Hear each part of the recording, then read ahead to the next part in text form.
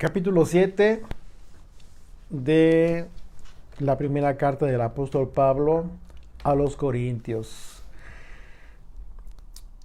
Primera parte, vamos a este estudio lo dividimos en varias secciones porque consideramos que es un estudio que debemos meditarlo con calma y por supuesto hay mucho material en el que nosotros debemos meditar, considerar también. Quizás surjan muchas dudas.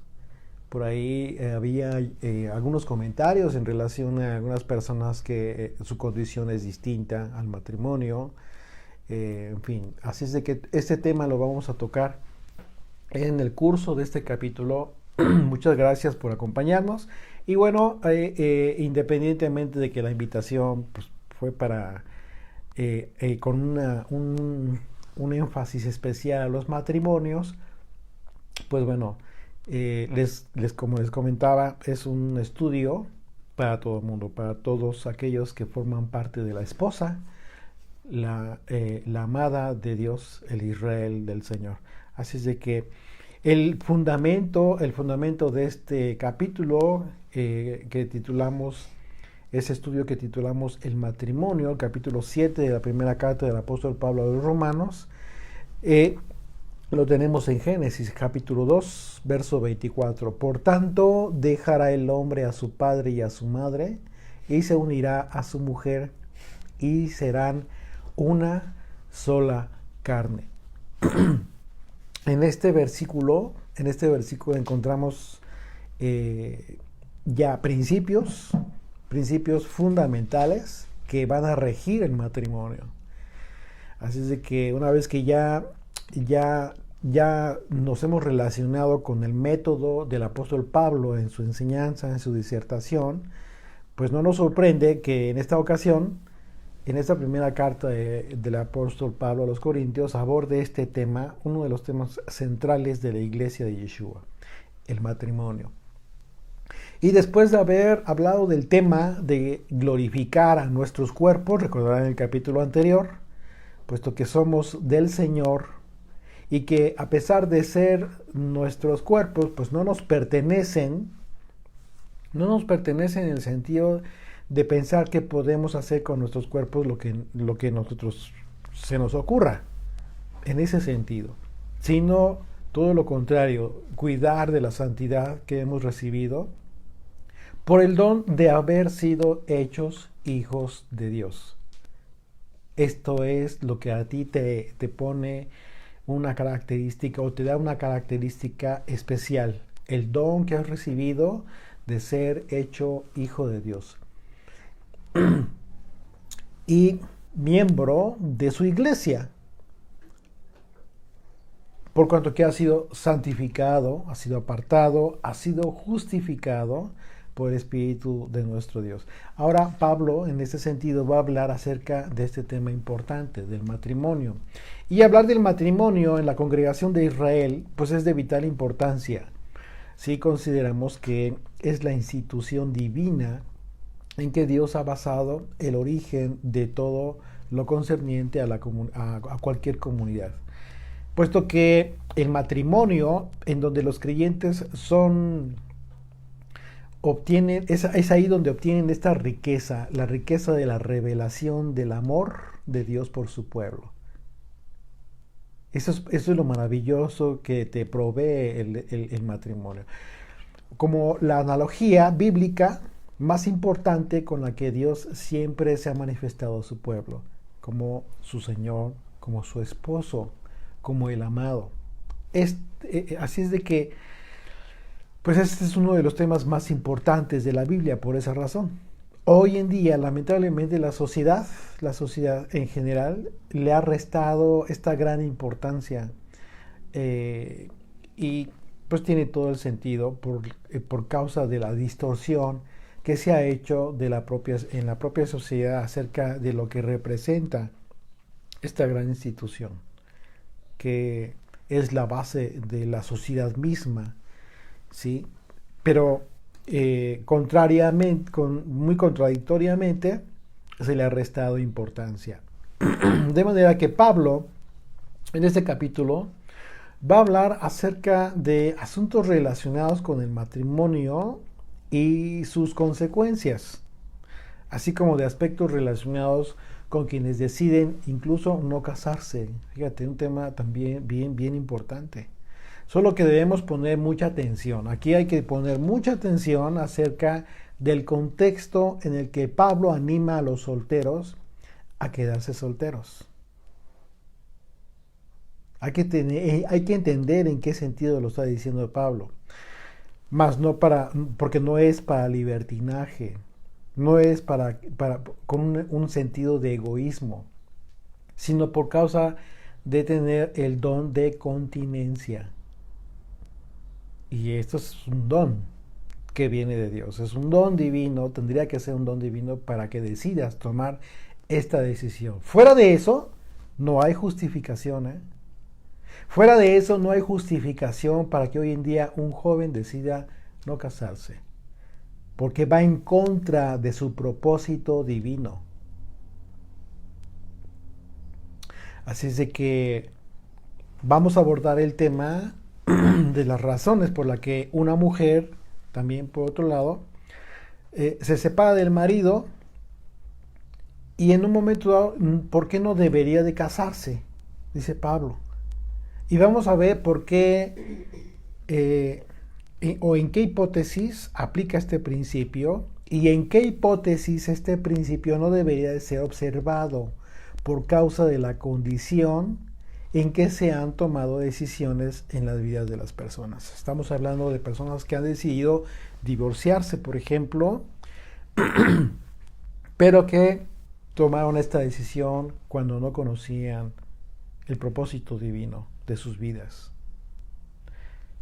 Que es muy distinto cuando tú conoces el propósito divino de tu vida, cuando eres ya parte del pueblo y aún así decides divorciarte. Y en estos casos es cuando dice Pablo, la mujer ya no debe casarse. Así es de que es un tema muy importante, muy importante. Yo estoy seguro que van a surgir dudas, es normal.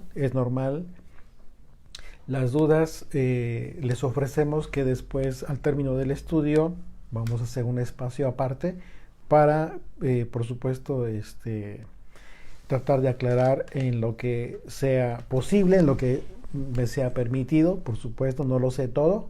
Lo que yo haya podido entender de este capítulo tan importante y que ustedes consideren que les puede servir, pues bueno, con gusto vamos a tratar de responder algunas preguntas. Así es de que bueno, desde el versículo 1 dice, en cuanto a las cosas de que me escribisteis, bueno le sería al hombre no tocar mujer. Pero a causa de las fornicaciones, cada uno tenga su propia mujer y cada una tenga su propio marido.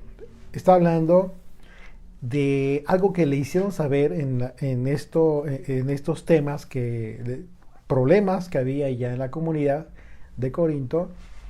Y Pablo dice, por causa de estos problemas, bueno le sería al hombre no tocar mujer. Pero, ¿cuál es el problema? De que había problemas de fornicación en la comunidad. Había problemas de infidelidad. Y Pablo dice, bueno es que cada uno tenga su propia mujer. Aquí Pablo está rompiendo con toda esta idea equivocada, errada, que trae mucha gente todavía en la actualidad, acerca de que el hombre puede tener varias mujeres y no en el caso de la mujer, obviamente, pero sí en el caso del hombre. Pero eso es un error. Eso es un error y habla y toca un tema fundamental, el tema de la fornicación, por todo lo que implica.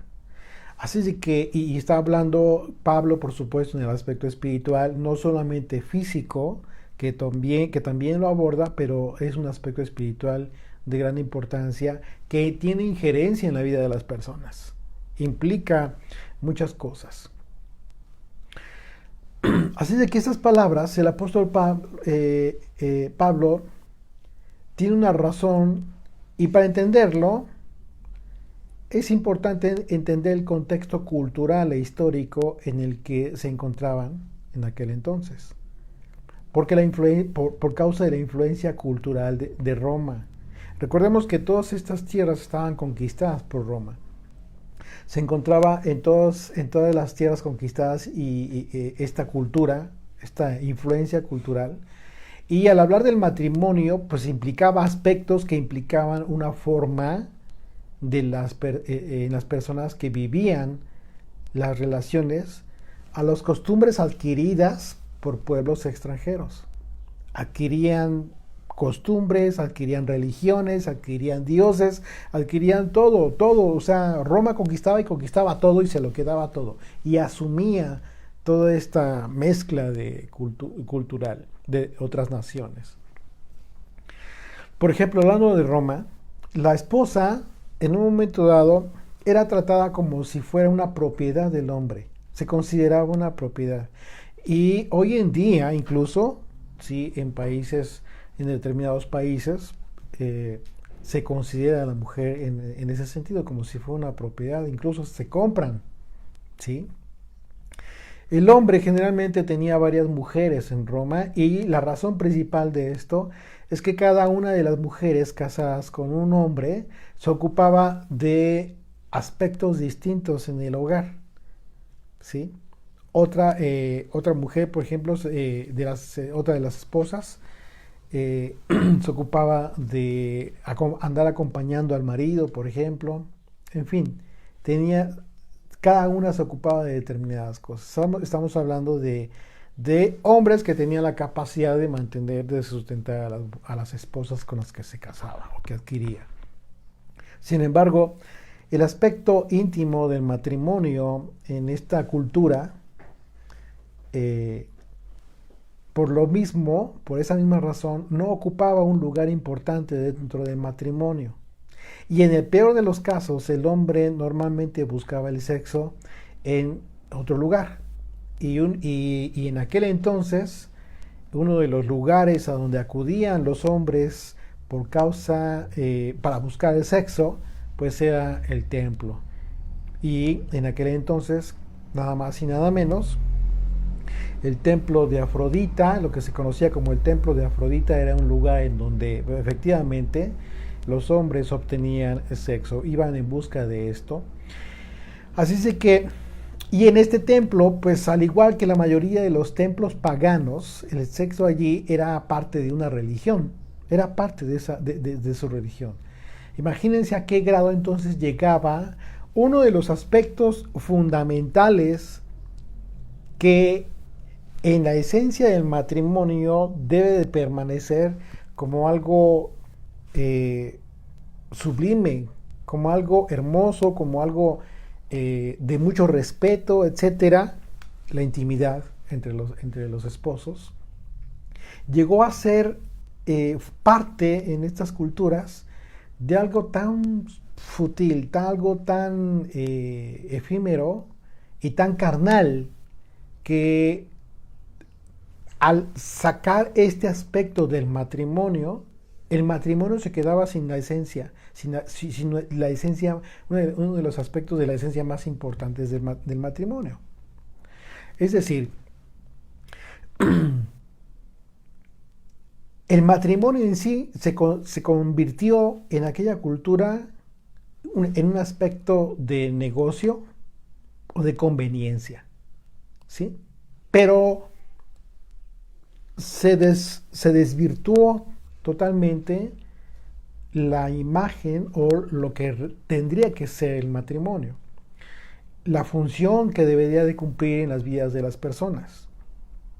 Dejaba de cumplir su propósito, el propósito real del matrimonio.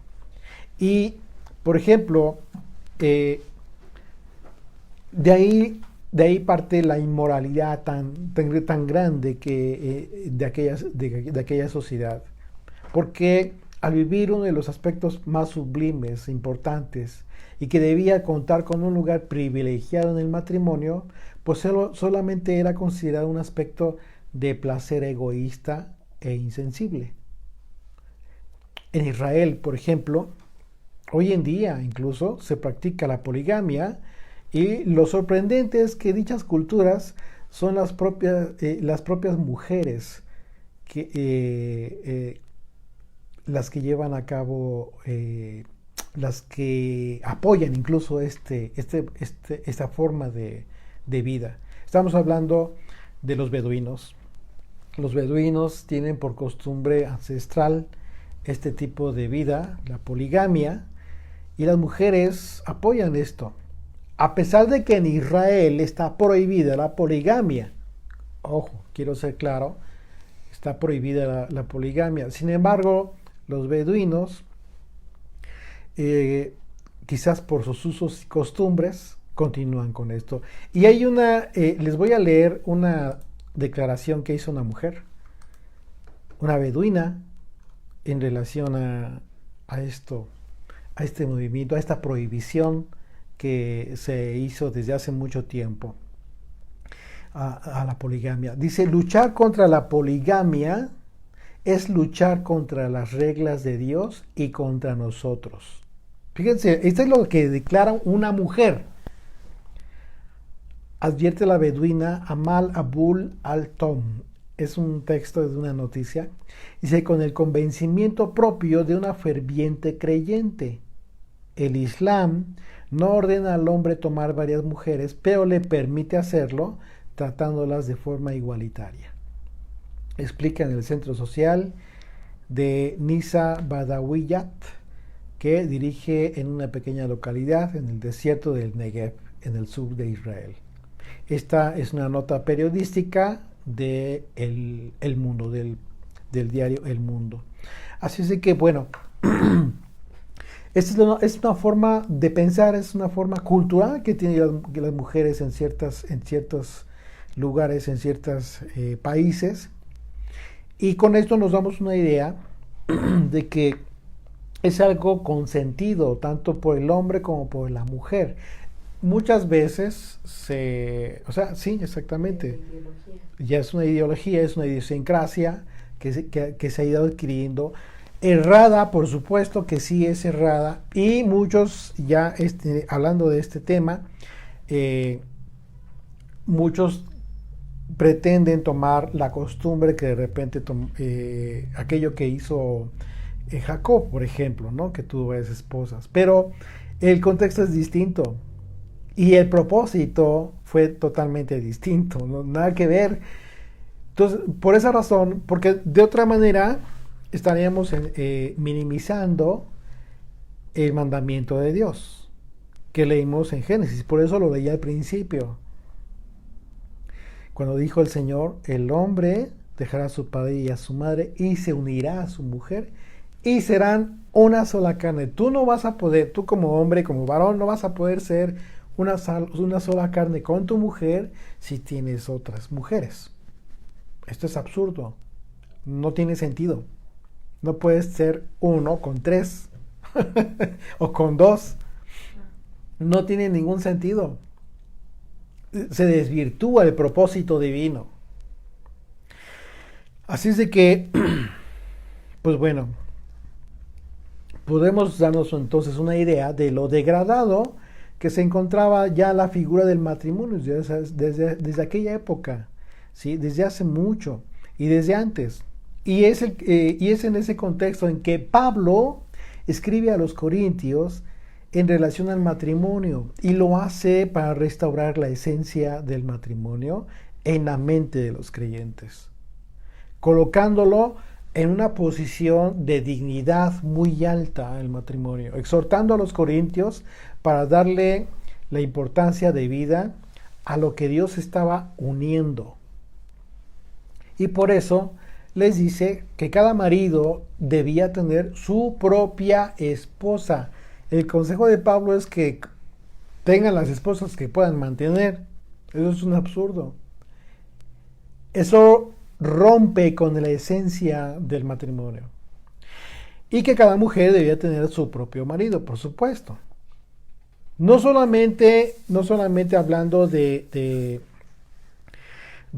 principio divino de ser una sola carne, sino de evitar en un momento dado el tema de la fornicación. Como ya lo hemos comentado, el apóstol Pablo se encontraba en Éfeso cuando le escribió esta carta a los Corintios. Y en Éfeso se encontraba el templo de Diana. ¿Ustedes recuerdan? La llamada Diana de los Efesios. Y precisamente a los Efesios Pablo les escribió en relación a la forma en que el hombre debía considerar a las esposas, a grado de contemplar la analogía de la forma en que Yeshua ama a su iglesia, comparando ese amor al amor que el hombre debía proveer a su mujer. Dice Efesios capítulo 5, Efesios, ya estoy cambiando el nombre de la carta, a partir del verso 25. Dice: maridos, y les habla a los esposos, a los varones. A ver, varones que me están escuchando, pongamos atención. Pongamos atención todos. Maridos, amad a vuestras mujeres, así como el Mesías amó a la iglesia. Nada más aquí, sin terminar este primer versículo, el versículo 25, está hablando de algo tremendo. ¿Por qué? Porque el Mesías dio la vida por su iglesia. Nada más y nada menos. Si te está diciendo Pablo que tú debes amar a tu esposa como Cristo, como Yeshua amó a su iglesia, a grado de dar la vida, imagínate todo lo que implica en la relación que tú debes tener con tu esposa. Cómo debes tratar a tu esposa. Y se entregó a sí mismo por ella, para santificarla. Fíjate bien lo que está diciendo Pablo, ¿eh? Es lo mismo que tú debes hacer con tu esposa. Por esa razón, desde un principio les dije que ese estudio es para toda la iglesia. Porque aquí los que no son casados deben de entender cómo es lo que hizo Yeshua por ti. Y los que están casados, además de entender esta relación de Yeshua con su iglesia, debes entender lo que debes hacer por tu esposa para santificarla, habiéndola purificado por el lavamiento del agua, por la palabra. Aquí, nada más y nada menos, Pablo nos está hablando de la responsabilidad que tenemos como esposos de hablar, de enseñarle a nuestras esposas, de llevar a cabo la purificación del lavamiento, no con tus ideas del mundo, no con tus ideas, no porque pienses que tienes una mentalidad brillante, sino porque ya conoces la palabra de Dios e instruyes a tu esposa, aconsejas a tu esposa por la palabra.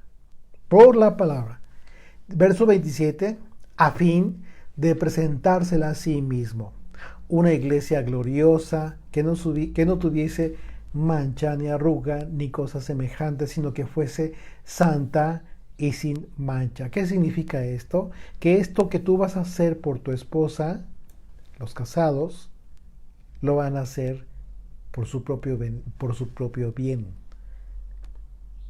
Es como si a partir de que tú te casas, comienzas a una labor tan importante de esta labor, como lo dice Pablo, acerca de la purificación, acerca de instruir, acerca de hablar de la palabra, de que tu esposa llegue a ser cada día más perfecta. Pero ¿para quién lo va a hacer? Para ti. El beneficio, a final de cuentas, es para nosotros. Entonces es como si nosotros mismos estuviéramos preparando a nuestra esposa para que llegado el momento el beneficio sea para nosotros mismos, si tú lo quieres ver de esa manera. Yeshua es lo que está haciendo. Es lo que está haciendo con su iglesia, preparándola, ¿sí?, por el lavamiento de la palabra, a fin de que cuando llegue el momento de su regreso, la encuentre limpia, sin mancha, perfecta, santa. Verso 28, así también los maridos deben amar a sus mujeres, así también, como a sus mismos cuerpos. Y aquí te está hablando ya del tema del egoísmo, que es un tema, un aspecto en la vida de los hombres que debe ser totalmente expulsado. ¿Por qué? Cuando tú mantienes egoísmo en tu vida, como varón, como esposo, no vas a poder cumplir este propósito. Porque siempre te quedas con algo. Siempre quieres quedarte con algo para ti. Pues debo tener mis tiempos libres, debo tener mis tiempos con mis amigos, una serie de ideas que de repente sacan en el matrimonio. Y se los digo porque como abogado yo atendía a parejas que esos eran los argumentos, ¿no? Y que dichosos argumentos lo que generaban eran problemas entre los esposos. Pues claro, eso se acabó desde que te casaste. No te engañes. Esas saliditas con los cuates, con los amigos, eso pasó a partir de que tomaste la decisión de dedicar tu vida a tu esposa, a tus hijos, a tu hogar. Hoy en día he escuchado muy comúnmente que dicen y piensan que es lo correcto, pues es que en el matrimonio hay que dar, la mujer tiene que dar el 50, el hombre tiene que dar el 50 para que sea un 100 pues en el matrimonio, ¿no? ¿Qué crees? Eso es una gran mentira. Esa es una fantasía que se han creado las personas y que piensan que les va a ir bien, pero es una verdadera mentira. Debes dar el 100 y tu esposa debe dar el 100. ¿Y qué significa esto? No te quedes con nada para ti. Apuéstale todo al matrimonio. Vulgarmente hablando. Apuéstale todo al matrimonio. Si ya tomaste la decisión, una decisión tan importante en tu vida, no te quedes con nada. ¿Por qué?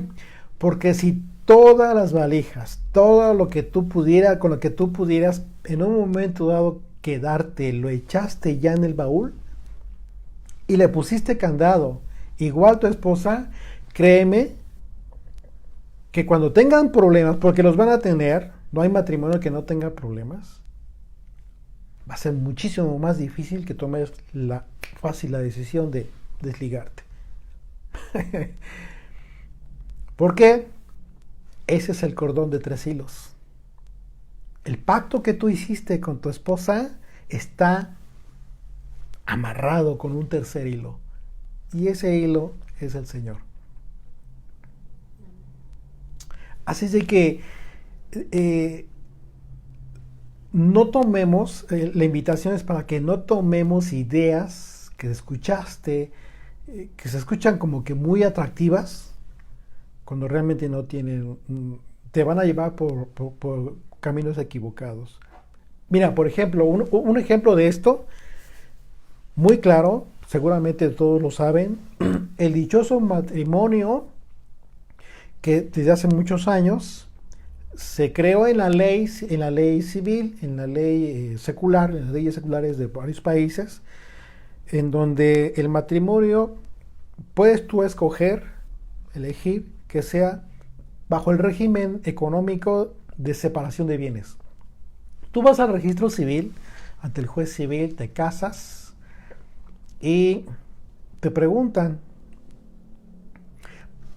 Aquí en México no te preguntan. Si tú lo estableces, lo aclaras desde antes, así lo asientan. Pero si no dices nada, automáticamente el juez civil te casa por el régimen económico de sociedad conyugal. ¿Qué significa esto? Para la ley civil, para la ley secular, el matrimonio es un contrato. Es un contrato, una sociedad.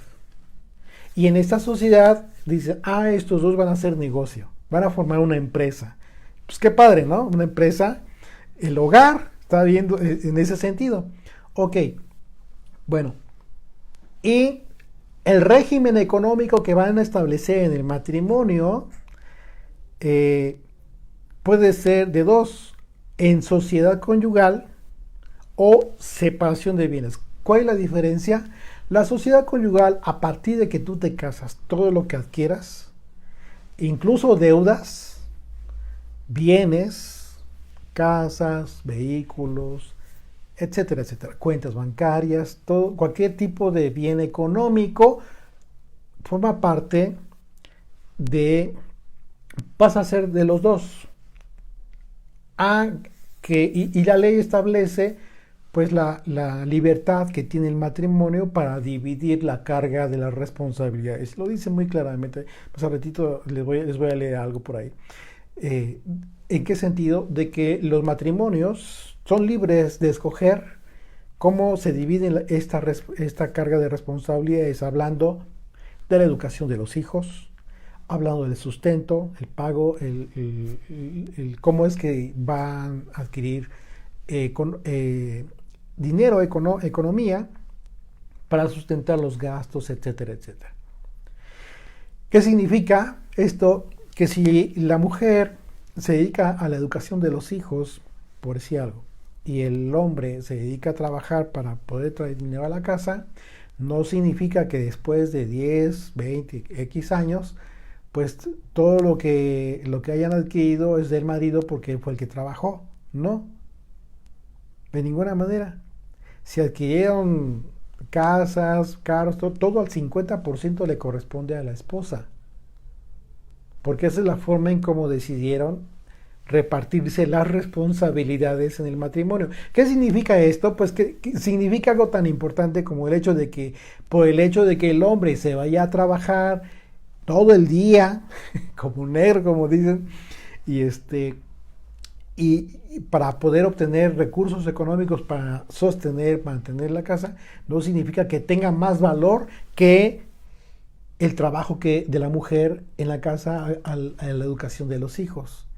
Para la ley, fíjate qué importante es esto, para la ley civil, la ley secular, ese trabajo de la mujer en la casa es tan importante al mismo nivel que el trabajo que hace el hombre, yéndose a trabajar, no importa de qué trabaje.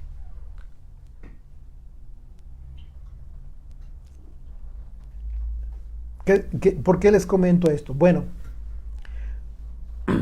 porque en el otro régimen de separación de bienes, quienes deciden hacer esto, no existe esta unión. Hay una separación.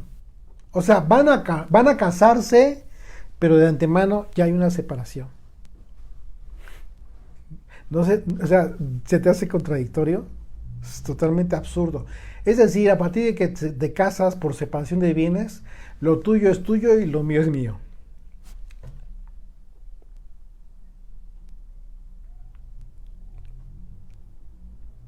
Es un absurdo.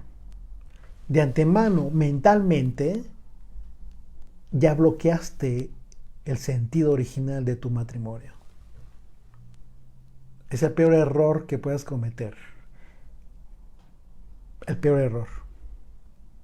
¿Por qué? Porque pasan los años y hay casos, yo conozco casos tristes, lamentables, en donde la mujer no supo a lo que iba.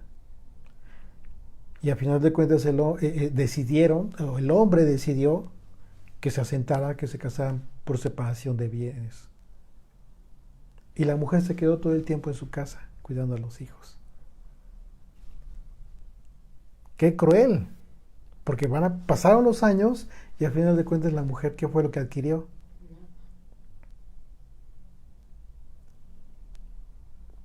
Dime tú dónde está la esencia del matrimonio ahí. ¿Dónde está el voy a velar por ti, voy a cuidarte? No, voy a cuidarme yo y le voy a echar ganas porque pues lo que yo haga es para mí. Cuando esto sucede y la mujer es consciente, pues ¿qué es lo que va a hacer la mujer? Pues se va a tener que ir a trabajar. Se tiene que ir a trabajar y a ver cómo le hace. Y los hijos, pues a la guardería y a ver quién los cría. ¿Qué sentido tiene eso? ¿Para qué te casaste? Dime tú dónde está el consejo de Pablo aquí. A fin de presentártela a ti mismo como una iglesia gloriosa, hablando de Yeshua, ¿sí? Y su iglesia. A fin de presentársela como una iglesia gloriosa, que no tuviese mancha, ni arruga, ni cosa semejante, sino que fuese santa y sin mancha. Así también los maridos deben amar a sus mujeres como a sus mismos cuerpos. Y hablar de sus mismos cuerpos habla de general, en todo el sentido. El que ama a su mujer, a sí mismo se ama. Así es de que amar a su mujer, amar a tu mujer, nada más esa expresión te está implicando darlo todo. Darlo todo. O sea, tú por ti mismo estás dispuesto a gastarte lo que quieras, lo que sea necesario. Bueno, así por tu mujer. Porque nadie aborreció jamás a su propia carne, sino que la sustenta y la cuida, como también el Mesías a la iglesia. Díganme ustedes, ¿qué hace un par de jóvenes decidiendo casarse por separación de bienes? Jóvenes creyentes, ¿eh? ¿No sería lo más absurdo? Y está sucediendo. Pero ¿por qué sucede esto? Porque son jóvenes que se dicen creyentes, pero no conocen la palabra de Dios, no conocen la escritura, no conocen la esencia del matrimonio, no conocen lo hermoso, lo maravilloso, lo sublime que puede ser el matrimonio. Por supuesto que un matrimonio también es un reto. ¿Por qué? Porque va a haber conflictos, va a haber diferencias, es como dos mundos, ¿no? Son dos familias que se unen de repente y tienen costumbres distintas, hábitos distintos. Es obvio que va a haber por ahí choques, diferencias, pero de eso se trata. Se trata de llegar a conformar una sola carne, uno solo, y como consecuencia, pues en el espíritu. Verso 30, porque somos miembros de su cuerpo y de su carne y de sus huesos. Por esto, dejará el hombre a su padre y a su madre. Y aquí Pablo te está remitiendo al Génesis, a la esencia del matrimonio. Y por esa razón habla de la relación entre el hombre y la mujer como esposos, cómo debe el hombre tratar a la mujer, poniendo de ejemplo a Jesucristo. ¿Y cuál es el motivo, el fundamento? La Torá. Génesis. Por eso dejará el hombre a su padre y a su madre y se unirá a su mujer y los dos serán ejad, una sola carne. Regresamos a Corintios 7, verso 3, dice el marido, y fíjate que Pablo le está imponiendo la carga de responsabilidad mayor al marido. Por esa razón, varones, debemos poner mucha atención en lo que en la enseñanza del apóstol Pablo. Dice el marido cumpla con la mujer el deber conyugal y asimismo la mujer con el marido. Y aquí es una responsabilidad para ambos. Y habla del deber conyugal. El apóstol Pablo, en el mismo contexto de la restauración, de esta restauración del rol de la mujer y la restauración de los valores en torno al matrimonio, menciona un concepto legal. ¿Cuál es este concepto legal, jurisprudencial? Pues bueno, el deber conyugal. Uh-huh. Porque si bien es cierto que lo establece la Torá, hoy en día las leyes seculares también lo establecen la definición de este concepto tan importante como deber conyugal. Tú vas al código familiar y vas a encontrar ahí en qué consiste el deber conyugal. De esto que está hablando el apóstol Pablo, un concepto que tiene el fundamento, como es un fundamento el matrimonio. El Código Familiar, por ejemplo, aquí en México, el Código Familiar regula los deberes conyugales. Estos deberes conyugales constituyen el elemento que le da valor legal al matrimonio. Fíjate qué importante. ¿De qué está hablando Pablo? No está hablando de un aspecto religioso, ¿eh? Pablo se está yendo a la ley. Esos deberes conyugales se concretan en respeto, ayuda mutua, actuar en interés, en el beneficio de la familia, vivir juntos, guardarse fidelidad, es un deber legal la fidelidad, compartir las responsabilidades domésticas, el cuidado y la atención de los ascendientes, en determinados casos, y de los descendientes y otras personas dependientes a su cargo también. De manera que el apóstol Pablo nos habla de algo que conlleva un sinfín de responsabilidades inherentes al matrimonio. Así es de que si tú pensabas que Pablo estaba hablando solamente de aspectos espirituales, no solamente es, por supuesto que todo esto conlleva el aspecto espiritual, sí, pero bien aterrizado, en pasos concretos, en una vida práctica, cotidiana, que debe ser regulada, que está regulada por la ley de tu país, de tu nación.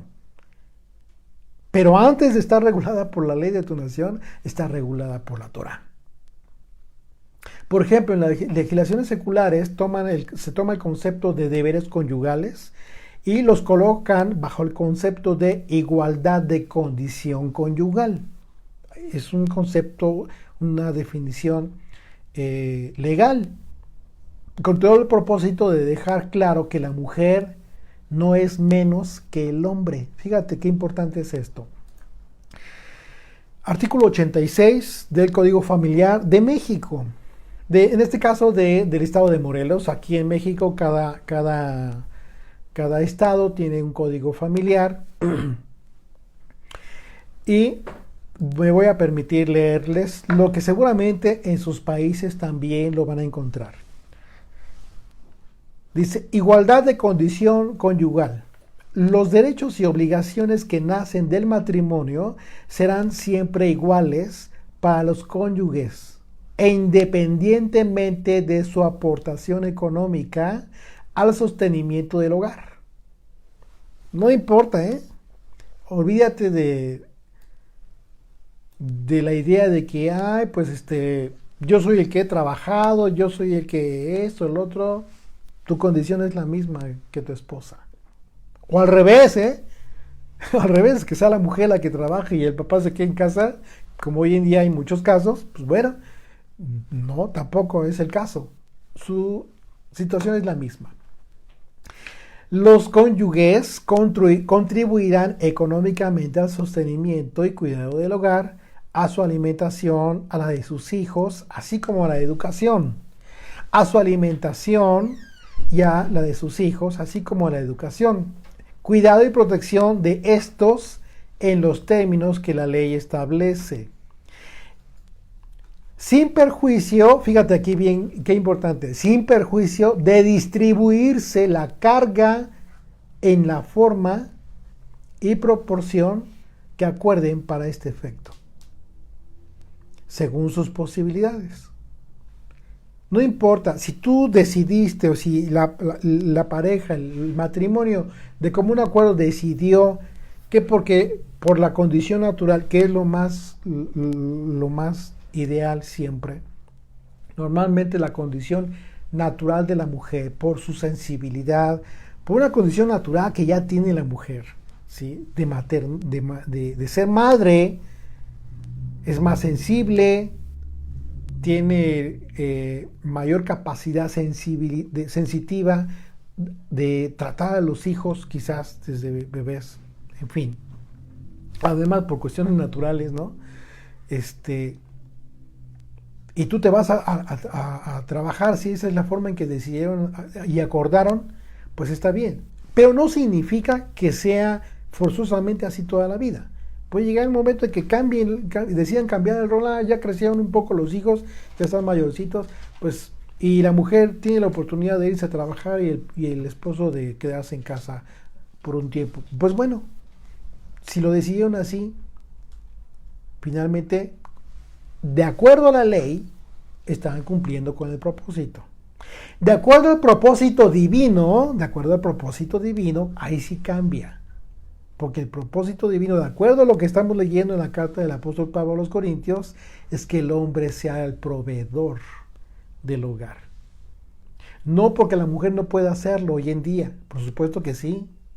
Y de hecho, hay áreas, yo en otras ocasiones lo he comentado, hay muchas áreas hoy en día en donde la mujer es mayormente buscan ocupar el empleo de la mujer por sus capacidades especiales de la mujer.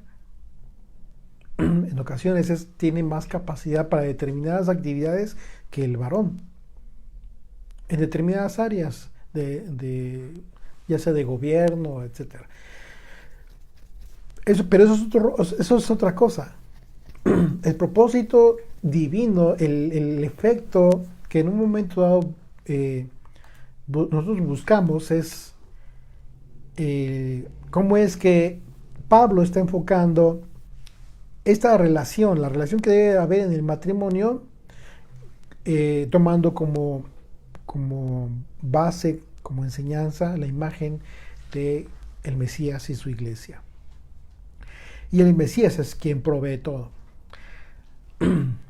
Y dice, continúa el versículo, dice, el artículo dice, y lo anterior no está obligado, a lo anterior no está obligado el que se encuentre imposibilitado para el trabajo remunerado y carecía de bienes propios, en cuyo caso el otro atenderá íntegramente a esos gastos. Así es de que, bueno, estamos viendo que en términos legales, incluso, se prevé aspectos que ya la Torá de antemano ya prevé. Y en términos generales, el concepto de deberes conyugales pues abarca todos los aspectos de la vida de los cónyuges, todos absolutamente. Sin embargo, Pablo se va a enfocar en el aspecto que se encontraba más degradado en aquel entonces, en las relaciones entre los esposos, y que tiene que ver precisamente con las relaciones íntimas de la pareja. Por ello, habla primeramente de deberes conyugales, haciendo hincapié en el derecho que tiene tanto el hombre como la mujer a que sea dignificada su labor en la relación entre esposos. Verso 4, ahí estamos en en 1 Corintios 7, verso 4, la mujer no tiene potestad sobre su propio cuerpo. Fíjate bien lo que dice Pablo. La mujer no tiene potestad sobre su propio cuerpo, sino el marido. Ni tampoco tiene el marido potestad sobre su propio cuerpo, sino la mujer. Si nos damos cuenta, Pablo está colocando en la misma condición tanto al hombre como a la mujer en estos aspectos. No hay forma, no hay argumento alguno que le diga al hombre que es superior o que tiene otro tipo de derechos mejores o distintos a la mujer. Y hablando del cuerpo, dice, no se pertenecen a sí mismos. Esta potestad de la que habla el apóstol Pablo y de la cual ni la mujer ni el hombre tienen potestad es una referencia a la libertad de decidir por sí mismos acerca de su cuerpo. Y esto tiene que ver, o todo que ver, con el hecho de estar unidos. Y esa unión, desde luego, no solo es espiritual, sino en la carne aún. Lo que nos dice una vez más que Pablo se remonta a los orígenes del Génesis, a la esencia del matrimonio. Una vez más, acompáñame a Génesis 2, por favor. Génesis 2, a partir del verso 21. Vamos a leer en contexto el versículo que leí hace un momento. Dice: entonces el Señor Dios hizo caer sueño profundo sobre Adán. Aquí el momento de la creación de la mujer. Dice: hizo sueño profundo sobre Adán, y mientras éste dormía, tomó una de sus costillas y cerró la carne en su lugar. Y de la costilla que el Señor Dios tomó del hombre, hizo una mujer. No la tomó del polvo, no la creó aparte, la tomó del propio hombre, de los propios huesos, de la propia carne. Dice: e hizo la mujer y la trajo al hombre. Dijo entonces Adán: esto es ahora hueso de mis huesos y carne de mi carne. Esta será llamada varona, porque del varón fue tomada. Por tanto, dejará el hombre a su padre y a su madre, y se unirá a su mujer, y serán una sola carne. ¿Por qué? Porque este es un proceso de restauración. Cuando nacemos, estamos en el seno del hogar, somos hijos, estamos con nuestros padres, estamos solos, estamos siendo criados, estamos siendo preparados, pero llegado el momento debemos cumplir con este propósito divino. Por esa razón, el propósito divino, tanto del hombre como de la mujer, y esto va para los jóvenes, es que dejen a su padre y a su madre y se unan a su mujer, o en este caso la mujer llega a casarse con un varón, para ser una sola carne. ¿Qué significa que van a llegar a ser una sola carne? Pues significa que van a construir un nuevo hogar. Van a construir un nuevo hogar, pero van a partir de la esencia de su creación. Porque por eso leí desde el verso 21, Génesis 2. Porque dice, tomó una de sus costillas del varón, el Señor, del hombre, y cerró carne en su lugar. De la costilla el Señor Dios tomó del hombre, hizo una mujer. ¿Te das cuenta? Que el tiempo en el que los hijos están en el hogar es un tiempo de preparación para llegar al punto del versículo 24. Van a tener que irse. Van a tener que decidir irse con sus esposas. Nosotros tenemos 3 varones. Y si tenemos que comprarnos perros, vamos a comprarnos perros. Ya no nos vamos a quedar con hijos. Se van a ir nuestros hijos. Y que los hijos no piensen que se van a quedar toda la vida con los papás. No. Eso sería el peor error. Tienen que cumplir este rol. Es un rol divino. Y se van a unir a lo que será su propia carne. Una sola carne. ¿En qué sentido? Bueno, si estamos hablando de que van a partir, la formación del hogar va a partir del momento en que están decidiendo ser una sola carne, significa que están cumpliendo el propósito divino que Dios dio cuando creó a la mujer del hombre. Ser una sola carne. ¿Y qué dijo Adán? Él dijo: esto es ahora hueso de mis huesos y carne de mi carne. Cuando tú te unas, jovencita, se unan a sus esposos, que contraigan matrimonio, eso es lo que se tienen que meter en su mente. Ya no son unas personas ajenas, separadas. Ni siquiera jamás en la vida contemplen algún día separarse. Ya no. Porque lo que Dios unió, ustedes no lo van a poder separar. Lo que Dios unió, hablo de los creyentes. Los que tienen conciencia de lo que está uniendo Dios a través del matrimonio. Muy distinto a aquellos que no creen. O que no conocen su propósito divino, que no conocen nada de esto. ¿Porque hay un yugo desigual? No, esa es otra hipótesis, vamos a hablarla en su momento. Pero ahora hablamos de creyentes, de lo más elemental. De lo más elemental. En el momento en que tú crees, joven, que ya entendiste el propósito de tu vida, ¿sí? Lo que va a suceder aquí, a partir del momento en que tú te casas, es que debes de meterte en tu mente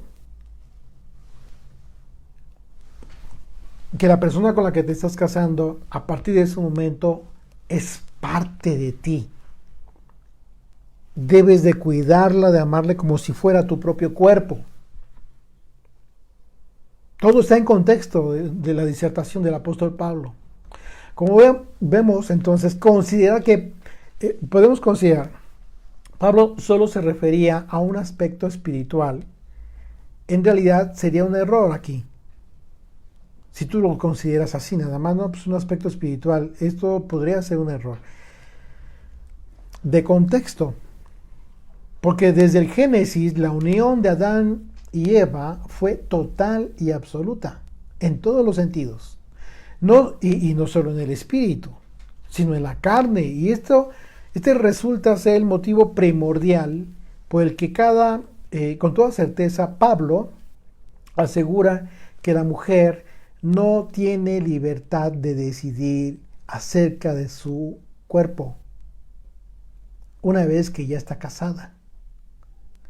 Lo mismo que el hombre, que no tiene ningún derecho para decidir por sí mismo acerca de su cuerpo, y ambos en relación a la intimidad de la pareja.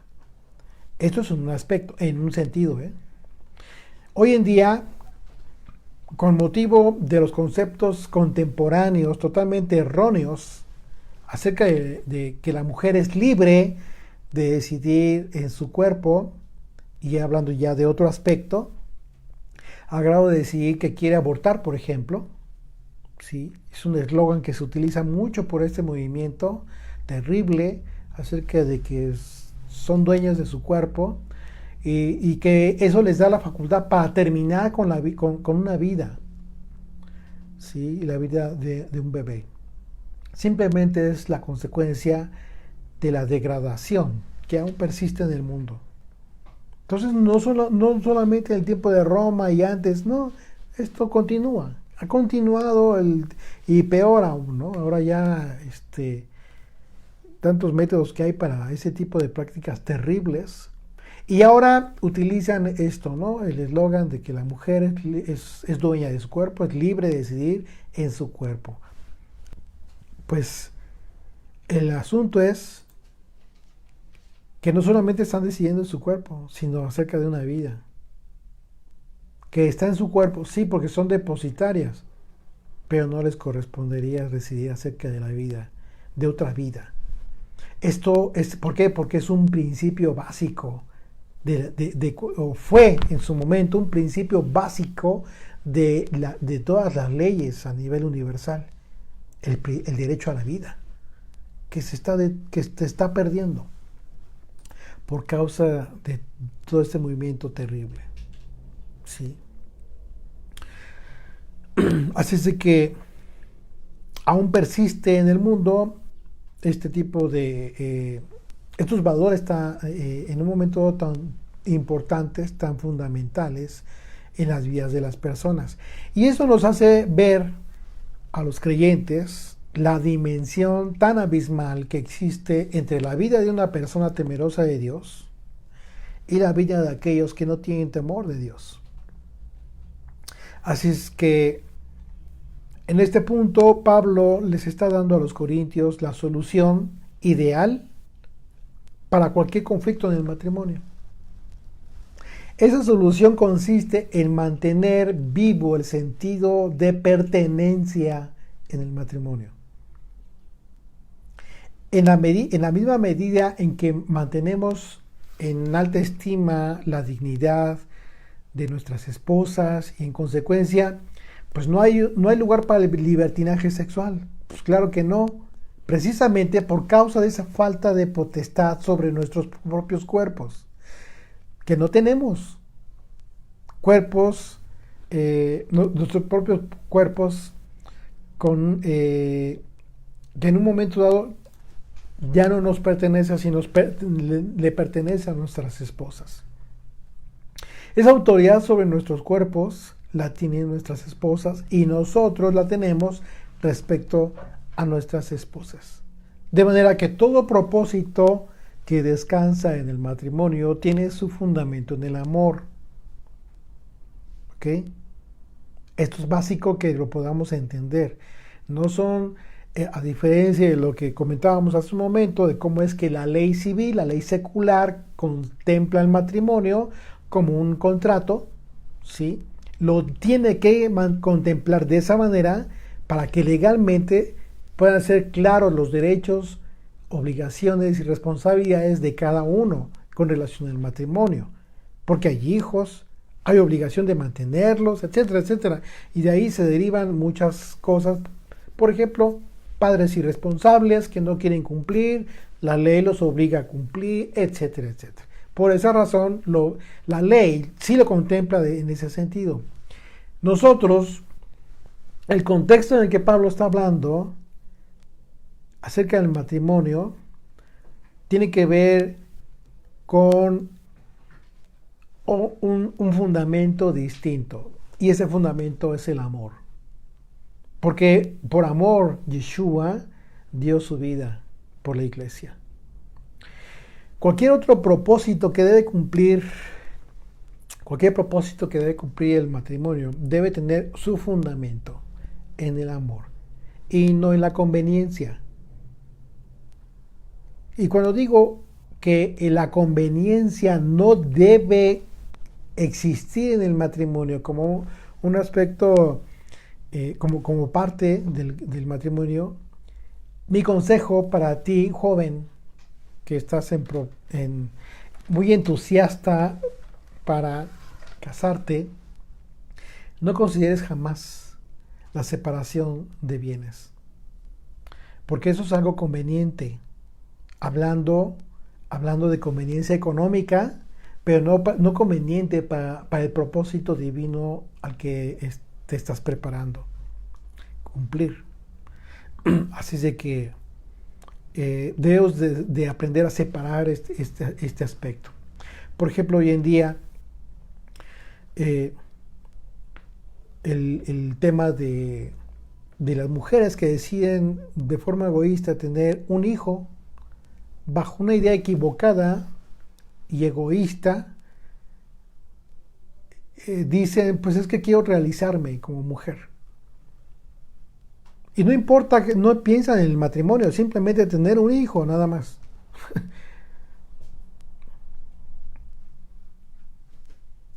Pues imagínate, no existe disparate más absurdo que eso. Porque por principio de cuentas las mujeres no se realizan como mujeres de esa manera. No existe esa realización como mujeres. Porque la procreación de un bebé carece de elemento más sublime que debe dar el nacimiento de un hijo. El amor. El amor entre un hombre y una mujer. Un bebé debe llegar al mundo cobijado por el amor entre sus padres. Pero cuando llega con motivo de una actitud, una decisión egoísta, pues sí. ¿Por qué egoísta? Porque no se ponen a pensar lo que va a sufrir el bebé cuando crezca y se dé cuenta que sus amigos tienen sus papás, su papá y su mamá, y él no. Nomás tiene una mamá. Es un choque terrible para un bebé acá en su mente que le va a perjudicar para toda su vida. ¿Por qué? Pues porque el propósito de la vida, la proyección de su vida que va teniendo ese niño desde pequeño, va a ser totalmente distorsionada. La pregunta es, ¿tenía ese derecho la mujer para generar esta distorsión mental en este niño? Puede crecer como un niño normal, aparentemente. Y digo aparentemente porque tú no puedes ver su mente. Pero esos problemas psicológicos resultan después. Qué terrible. Así es de que de ninguna manera, es correcto que alguien tome una decisión de esa naturaleza. La hipótesis legal que les permite a los consortes decidir casarse bajo el régimen económico de separación de bienes constituye de antemano el 50% del fracaso de ese matrimonio. Como matrimonio. Simplemente no están cumpliendo con el propósito divino. Y la razón es muy simple y también es lógica. Si el matrimonio nace con la constitución, por la constitución divina que hizo Dios desde la creación, y entendimos el sentido de pertenencia en los esposos, que cumple precisamente con el propósito de esa unión, pues el régimen de separación de bienes representa totalmente lo opuesto a ese propósito. Porque de antemano esa pareja está decidiendo contraer un matrimonio, pero con la característica de que lo que cada uno de los consortes adquiera en bienes después del matrimonio no les pertenece a ambos. O sea, no hay unión, no hay ejad, sino al que lo adquirió. Imagínate que entre esposos se puede celebrar, incluso a ese grado lo contempla la ley, que entre esposos que se casaron bajo ese régimen se pueden celebrar contratos de compraventa entre ellos. De repente van a hacer negocios unos a otros. O sea, la ley lo contempla. ¿No se te hace absurdo? Ese tipo de principios creados por el hombre y adjudicados a la institución del matrimonio no han hecho más que ir totalmente en contra de los principios más básicos originales del matrimonio y en su propósito divino. Porque mientras que Pablo aconseja el marido cumpla con la mujer el deber conyugal y asimismo la mujer con el marido, el mundo dice que el marido solo se preocupe por proveerse a sí mismo y que la mujer cumpla con proveerse a sí misma, porque entre los esposos no es importante la ayuda mutua, compartir las responsabilidades domésticas, etc. Es lo que te dice el mundo. Y a continuación, el apóstol Pablo explica por qué razón en la mente de los casados debe permanecer el sentido de pertenencia. Fíjate, un principio básico, fundamental y también hermoso, cuando lo entiendes y lo aceptas. El sentido de pertenencia, y por lo cual no debe pensar que pueden decidir sobre sus propios cuerpos, sino que esa potestad es exclusiva de su pareja. Dice, no os neguéis el uno al otro, a no ser por algún tiempo de mutuo consentimiento, para ocuparos sosegadamente en la oración y volver a juntaros en uno, para que no os tiente Satanás a causa de vuestra incontinencia. Continuaremos en nuestro próximo estudio. Vamos a dejarlo hasta ahí.